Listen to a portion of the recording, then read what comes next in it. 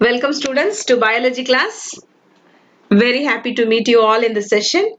We are going to study about the very important cell organelle, and this cell organelle is especially called powerhouse of cell. It means that the entire power in the form of energy is obtained from this particular organelles. You would have studied in your lower class also. Yes, it is mitochondria. Mitochondria or filamentous or granular cytoplasmic organelles present in cell. The mitochondria were first discovered by Colliker in 1857 as granular structure in striated muscles. You know striated muscles, the muscles which is there in your biceps. Mitochondria, singularly we call it as mitochondrion or organelles within eukaryotic cells that produce adenosine triphosphate. Isn't it? Yes, this ATP is generated in this particular mitochondrial organelle, which forms the energy currency of the cell. For this reason, the mitochondria is referred to as powerhouse of the cell. You may have a question like this. Which organelle is called as a powerhouse of cell? 1 mark. It can be asked in this way. It can be asked in 2 marks. How or why this mitochondria is called as a powerhouse of the cell? It can be asked in that manner also. 2 mark if it is asked, you will be writing from here to here. You will be explaining why it is called, because it produces ATP and which is the powerhouse, and it acts as the energy currency of the cells, and that is why we call it as a powerhouse of cell. You will be writing as a 2 mark. Mitochondria varies in size from 0.5 micrometer to 2.0 micrometer.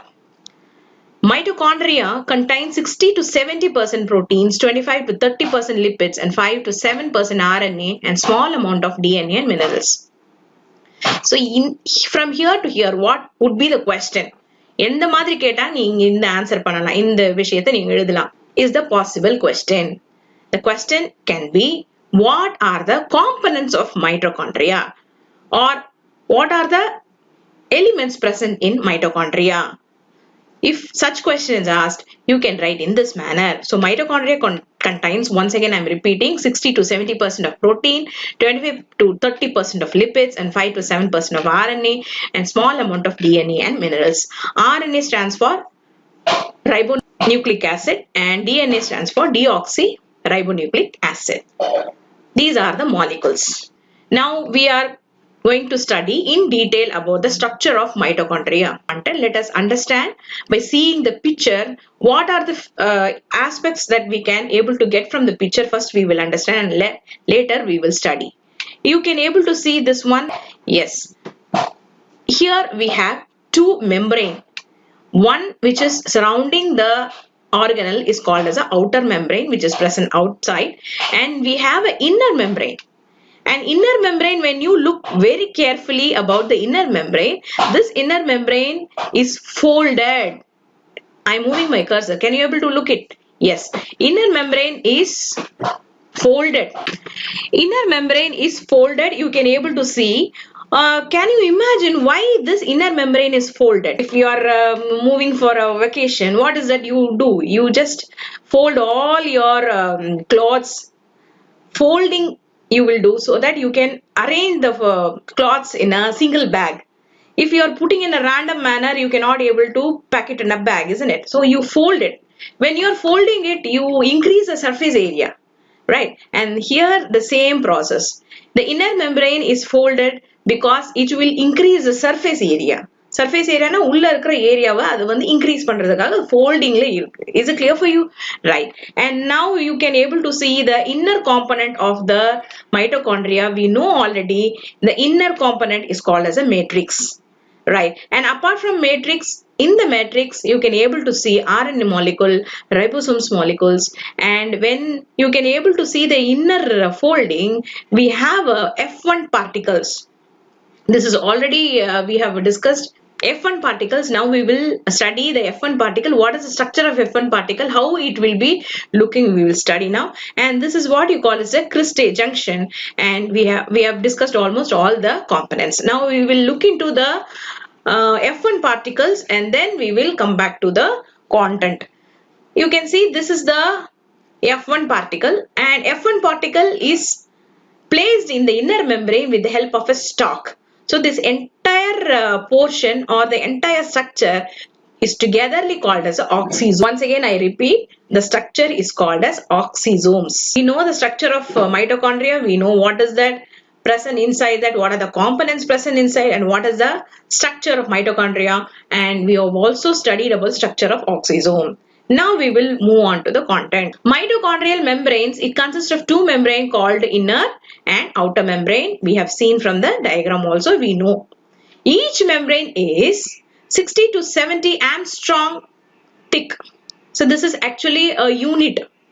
Okay, microscopic unit இதெல்லாம் நம்ம கண்ணுக்கே தெரியாது. செல்லுக்குள்ள இருக்கிற மைட்டோகாண்ட்ரியாக்குள்ள இருக்கிற inner மெம்பரேனோட thickness சொல்றாங்க. So it is called as Armstrong thick. So it's a very minute thing. You cannot see even. Outer mitochondrial membrane is smooth and freely permeable to most small molecules. Permeable என்னது? Please make a note of it. Take your reader. If you have a reader, make a note of it. Permeable அப்படின்னா permit கொடுக்கிறது, allow பண்றது.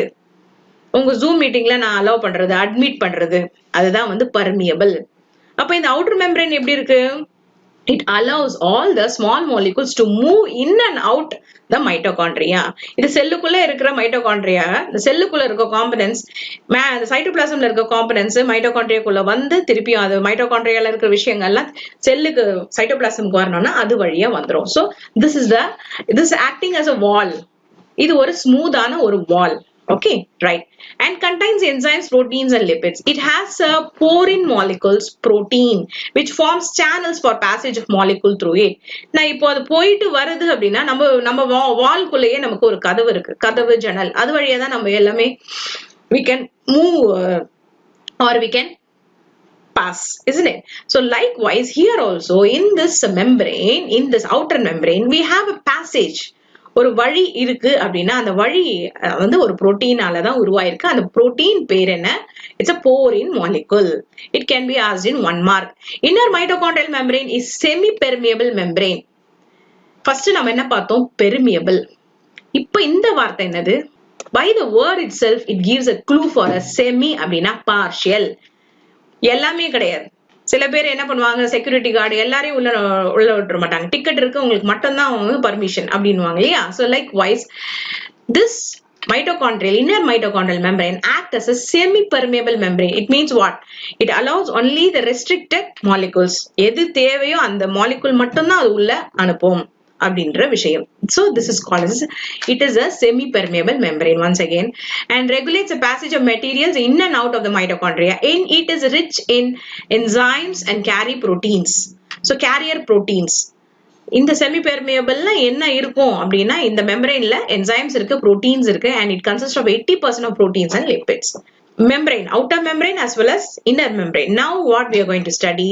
We are going to study about the cristae. Cristae means what? Already I have shown in the diagram. The inner folding, it forms like a finger like projection.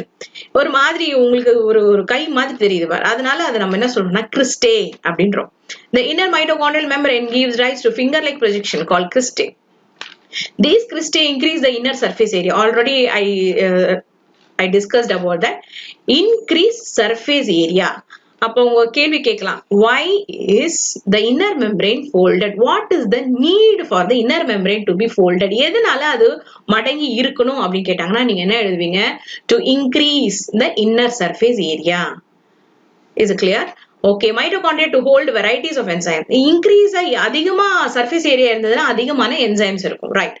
So this is all about cristae. We'll come back to oxysome. The inner mitochondrial membrane bear minute regularly spaced tennis racket shaped particles known as oxysome.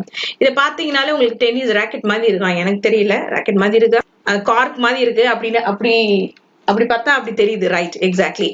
So racket shaped particle known as oxysome and F1 particle, they involve in ATP synthesis. ATP இங்க இருந்து தான் உருவாகுது, இந்த ஆக்சிசோம்ல தான் ATP generate ஆகி உருவாகுது. ஓகேவா? Right. Mitochondrial matrix. மேட்ரிக்ஸ்ல என்ன இருக்கும்? Already we know. மேட்ரிக்ஸ் அப்படின்றது ஒரு fluid filled space. அந்த ஸ்பேஸ்ல என்ன இருக்கு? It is a complex mixture of protein and lipids. அங்கேயும் protein or lipid தான் இருக்கு. Matrix contains enzymes for Krebs cycle, mitochondrial ribosomes, 70 tRNA and mitochondrial DNA. These things, Krebs cycle and other things we are going to study in the following concept. So just keep in mind about the components present in mitochondrial matrix.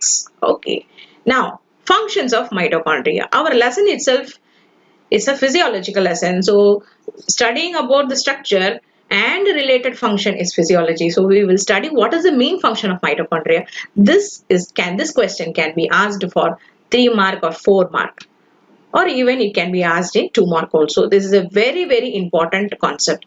Mitochondria is a very important aspect of this chapter. So please mark it, very important. I am marking it, highlighting it.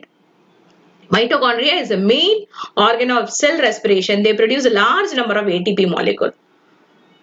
So the respiration, நம்ம வந்து இது வரைக்கும் நம்ம பார்த்தது transpiration, photosynthesis. இப்போ இந்த வார்த்தைக்கு இங்க வருது பாருங்க ஒரு வார்த்தை, ரெஸ்பிரேஷன் அப்படின்னு. So they are called as a powerhouse of cells or ATP factory of the cell. It helps the cell to maintain normal concentration of calcium ion, and it regulates the metabolic activity of the cell. Respiration. Now we are going to see what is respiration, what are the types of respiration. These are the important points and these are the important functions of mitochondria. Now let us move on to types of respiration. Respiration involves exchange of gases between organism and external environment. The plant obtains oxygen from the environment and releases carbon dioxide and water vapor. This exchange of gases is known as external respiration. It is a physical process, biochemical process occur within cells where the food is oxidized to obtain energy. This is known as cellular respiration. இப்போ நல்ல புரிஞ்சுக்கோங்க, respiration நீங்க இது வரைக்கும் நீங்க படிச்சது என்னதுன்னா, என்ன படிச்சிருக்கீங்க? ரெஸ்பிரேஷனாலே உங்களுக்கு என்ன சொல்வீங்க? It's an exchange of gas. கரெக்டா? அட்மாஸ்பியரையும் உங்களுக்கும் நீங்க எக்ஸ்சேஞ்ச் பண்ணிக்கிறீங்க. அதுதான் மிஸ் ரெஸ்பிரேஷன் அப்படின்றீங்க. இது நாள் வரைக்கும் நீங்க படிச்சது கரெக்ட் தான், ஆனால் அது பேரு எக்ஸ்டர்னல் ரெஸ்பிரேஷன். புரிஞ்சுதா? அதாவது வெளியே இருந்து ஆக்சிஜனை உள்ள எடுக்கிறீங்க, உள்ள இருக்க கார்பன் டை ஆக்சைடு வெளியே போகுது. இந்த ப்ராசஸ் வந்து நம்ம என்ன சொல்றோம்னா எக்ஸ்டர்னல் ரெஸ்பிரேஷன். ரைட், இது உங்க ஹோல் பாடியே பண்ணுது. இப்போ இந்த ஆக்சிஜன் உள்ள போய் செல்லுக்குள்ள போகுது இல்லையா, அது என்ன ரெஸ்பிரேஷன்? செல்லுக்குள்ள போகுதா இல்லையா? நீங்க உடம்புல இழுக்கிற மாதிரி ஒரு ஆக்சிஜன் மாலிகுல் ஒரு செல்லுக்குள்ளேயும் போகும். சோ செல்லுக்குள்ள போயிட்டு ஆக்சிஜன் உள்ள போயிட்டு அங்க வந்து என்ன நடக்குதுன்னு பார்த்துடலாம். அப்புறமா தேவையில்லாத விஷயங்கள் வெளியே வருது. அந்த ரெஸ்பிரேஷனுக்கு பேர் என்ன? அந்த ரெஸ்பிரேஷனுக்கு பேரு தான் cellular respiration. Is it clear? So respiration கேட்டாங்கன்னா இது நாள் வரைக்கும் நீங்க சொன்னது எக்ஸ்டர்னல் ரெஸ்பிரேஷன். இனிமே நீங்க சொல்ல போறது செல்லுலார் ரெஸ்பிரேஷன் பத்தி தான் சொல்லணும். ஏன்னா அந்த ஆக்சிஜன் எங்க போகுது, கடைசி எங்க போய் என்னமா ஆகுதுன்ற விஷயத்தையும் நம்ம ஆட் பண்ணி சொல்லணும். அதுதான் entire meaning of the respiration. Is it clear for you? Right. Now you can see this one. Daytime, the oxygen is released and carbon dioxide is observed. During the night time, no photosynthesis will take place and hence oxygen is absorbed during night time and carbon dioxide is released. And that is why only people will tell late night you should not sit under the tree or you should not go near the tree because there may be release of carbon dioxide, sometimes even poisonous gas release by the trees.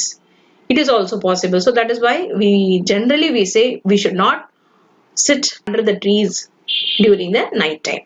Right. Now we have a two type of respiration. Already we saw what is respiration. நீங்க இதனால வரைக்கும் படிச்சது external respiration, இப்ப நீங்க படிக்க போறது cellular respiration. இந்த cellular ரெஸ்பிரேஷன்ல நமக்கு 2 விதமான ரெஸ்பிரேஷன் இருக்கு. அப்படின்னா என்னது? ஒன்னு ஏரோபிக்ஸ், இன்னொன்னு ஆனரோபிக்ஸ். ஏரோபிக்ஸ் அப்படின்னாலே உங்களுக்கு தெரியும். ஏரோபிக்னா என்னது? ஏரோபிக் எது சம்பந்தப்பட்டது அப்படின்னா இங்க பாருங்க, aero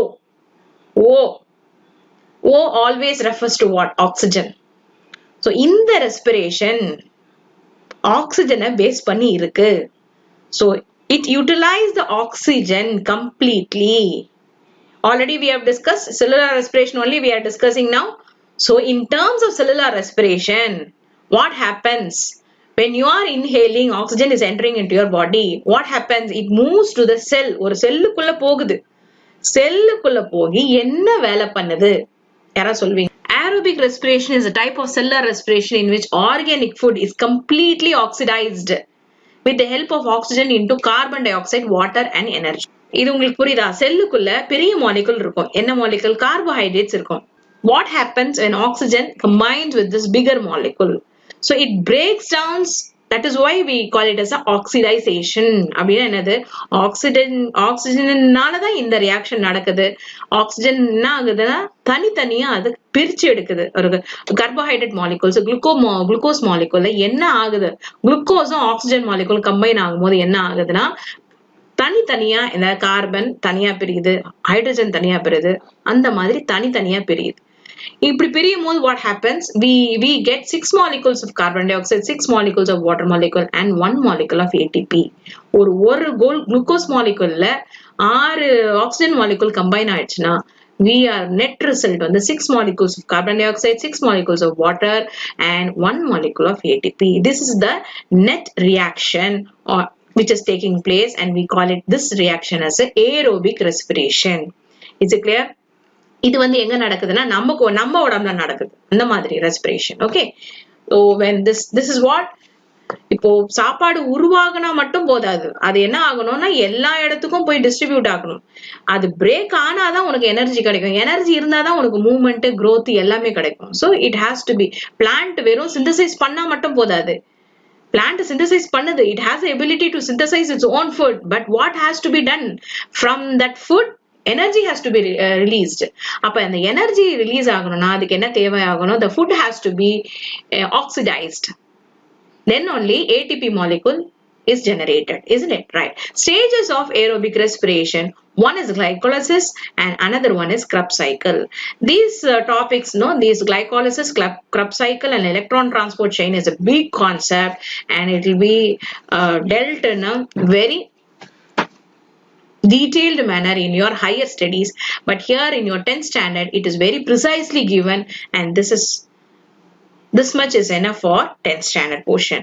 So glycolysis. Glyco na glucose, lysis na splitting, உடையிறது, அது பிரியிறது. அப்போ glycolysis na என்னது? குளுக்கோஸ் மாலிகுல் பிரியிறது இல்ல உடையிறது. அந்த பாண்ட் என்ன பண்றோம்? பிரேக் பண்றோம். Glucose molecule we know C6H12O6 தான் glucose molecule. It is the breakdown of one molecule of glucose, 6 carbons into 2 molecules of pyruvic acid, 3 carbon atom, and glycolysis takes place in cytoplasm of the cell, and it is the first step of both aerobic and anaerobic respiration. So glycolysis is the first step.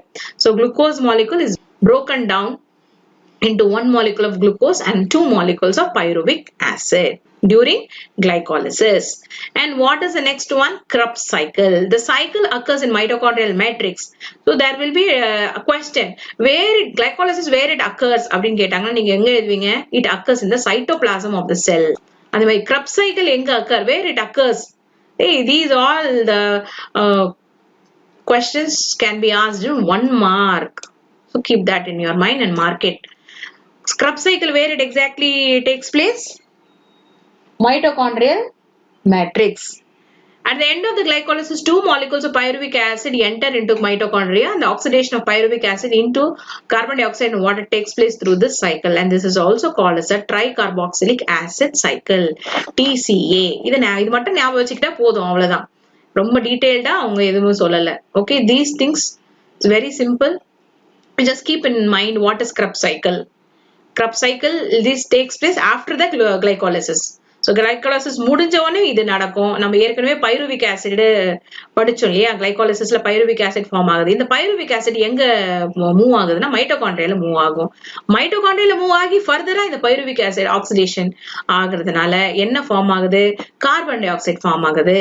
So இந்த விஷயத்தை தான் இது tricarboxylic acid cycle அப்படின்னு நம்ம இன்னொரு பேர் வச்சு கூப்பிடுறோம். So this is the Krebs cycle over. Now followed by Krebs cycle we have an electron transport chain, and this is the very big concept, but only few portion is being given here.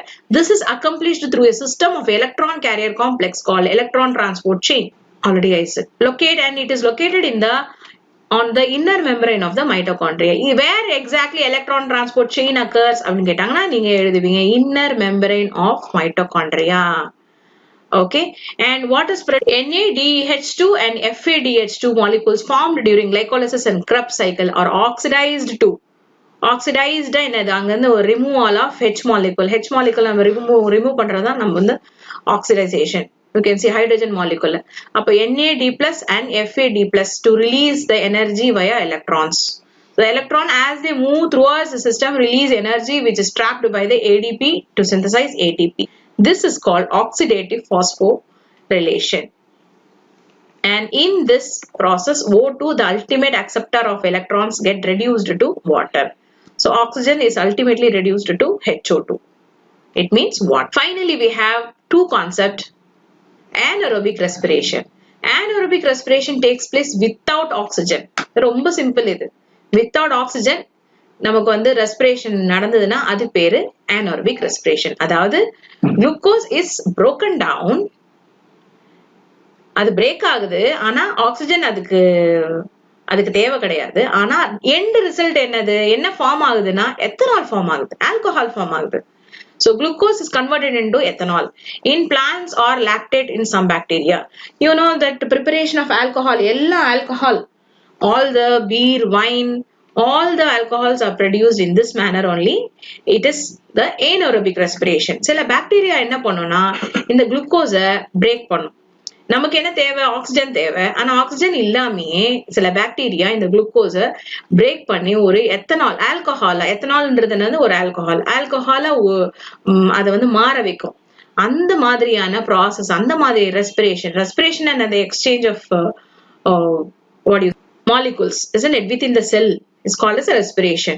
And this anaerobic respiration is meant without involvement of the oxygen. So it is called as an anaerobic respiration and it is done by some bacteria. Here what is the formula then? What is the net reaction formula? You can write as like this.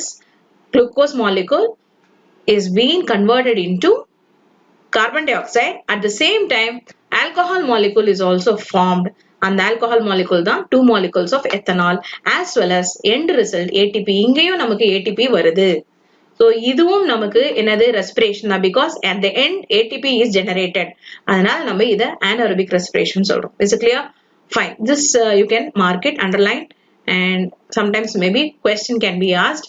Write the equation of anaerobic respiration. Respiratory quotient. Respiration, it is meant about the external respiration, not the cellular respiration. External respiration, we already know from the childhood you are studying exchange of gases, isn't it? How much of oxygen you consume, how much of gas or volume of gas is liberated is calculated in a ratio manner, and that ratio is called as a respiratory quotient. Once again, respiratory quotient is the ratio of volume of carbon dioxide liberated and the volume of oxygen consumed during respiration. It is expressed as RQ refers to respiratory quotient. மேல என்ன போடுவீங்க? volume of carbon dioxide liberated divided by volume of oxygen consumed. நீ ஆக்சிஜனை உள்ள இழுக்கிற, ஆனா அது oxygen உள்ள போய் என்னவா வெளியே வருது அப்படின்னா என்ன வெளியே வருது? Carbon di oxide. அதனாலதான் அதை நம்ம என்ன சொல்றோம்னா லிபரேட்டட் அப்படின்றாங்க. புரியுதா?